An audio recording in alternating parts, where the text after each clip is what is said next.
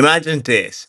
It's 1930. No PlayStation, no TikTok, no Champions League, not even television in most homes. The biggest football tournament on earth didn't exist. There was no Messi, no Ronaldo, no Maradona, no World Cup final match. Just a bunch of guys kicking a leather ball around muddy fields. And somehow, that will eventually become the biggest sport event on the planet. But here's the crazy part. The first World Cup almost never happened. Some countries refused to play, others thought that the idea was stupid. And one team had to spend over 2 weeks on a boat just to get there. So today, we're going back almost 100 years to discover how the World Cup was actually born. Trust me, this story is way crazier than you think. Before there was a World Cup, football was already exploding in Europe. England claimed that they'd invented modern football. The Scots argued that they played better. South America, they were already obsessed with it.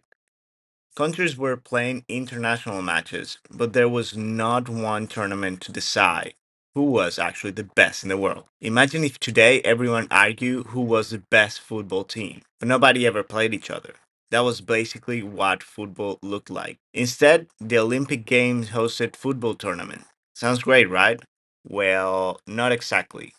See, Olympics only allowed amateur players, meaning the best professionals, they couldn't even play. Imagine telling Mbappe, sorry mate, you're too good. Yeah, that was basically what happened. Football needed something bigger, something independent, something that crowned the best nation on earth. Someone just had to make it happen. And then enters the room Jules Rimet. No, he wasn't a football superstar. He wasn't a famous coach. He wasn't even a particular athletic. He was simply a man obsessed with one idea. Football could unite the world. Sounds cheesy today, but remember, Europe had just survived World War I. Countries hated each other. Politics divided everyone. Rimet believed if nations could compete on a football pitch, maybe they will stop fighting somewhere else. Was he overly optimistic? Probably. Was he completely wrong? Not really. In 1921, he became president of FIFA, and almost immediately he started pushing his crazy dream, a tournament where every nation could compete, the World Cup. Many people laugh, others call it impossible. Travel was expensive, teams will lose money, and nobody knew if fans even cared. But Rimet refused to quit. Sometimes history is made by stubborn people. Now comes the first plot twist. If the World Cup was going to happen, where should they host it? England? Makes sense. France? Maybe. Italy? Possible. Instead, FIFA chose Uruguay. Everyone's reaction? Who? Remember, today Uruguay has around 3 million people. Back then, it was even smaller. But football? Different story.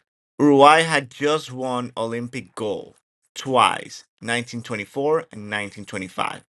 Basically, they were the Real Madrid of international football. On top of that, Uruguay offered something nobody else wanted. They say, we will pay. They will build massive stadiums, cover travel expenses, host everyone. That's an offer FIFA couldn't refuse. Unfortunately, Europe wasn't impressed. Here's where things get ridiculous. Today, you jump on a plane, watch a movie, and complain because your seat doesn't recline enough. Back then, there were no commercial international flights. Europe teams had to cross the entire Atlantic Ocean by ship for over 2 weeks. Imagine telling your boss, I'll be back in a month, I need to play football. Many countries simply said no thanks.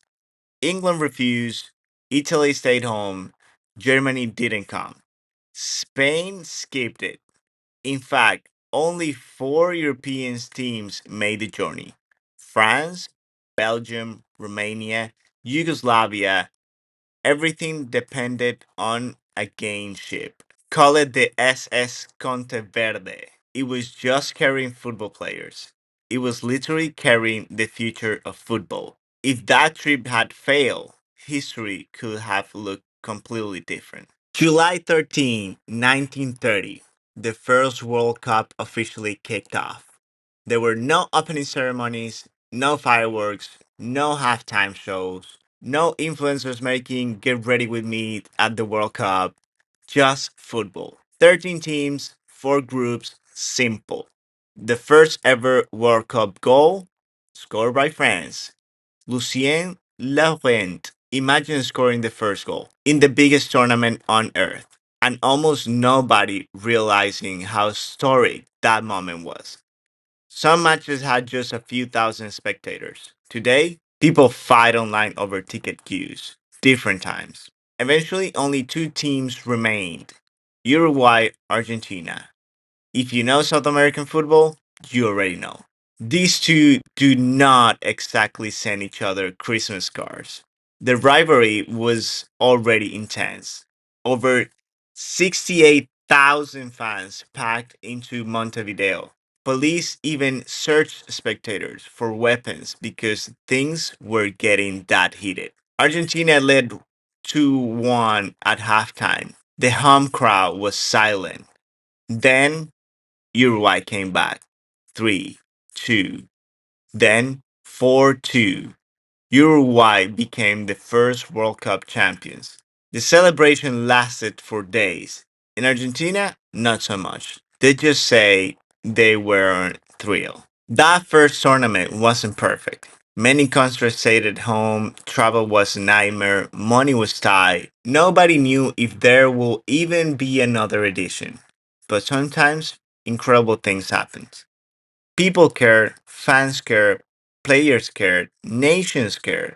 Football had finally found the biggest stage. Everything we know today, the legends, the trophies, the iconic moments, Messi, Maradona, Pelé, Zidane, Ronaldo, all of it. It started because one stubborn Frenchman refused to give up on what everyone called a crazy idea. Sometimes history begins with someone who simply refused to accept no. So the next time you watch a World Cup match, remember, it all started with 13 teams, one enormous boat, and one man with an impossible dream. Which World Cup would you think was the greatest of all time?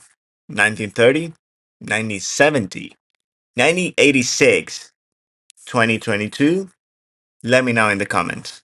And if you enjoy learning the story of the beginning football's biggest tournament, subscribe because next time we're diving in one of the craziest World Cup stories ever told. Trust me, you won't want to miss it.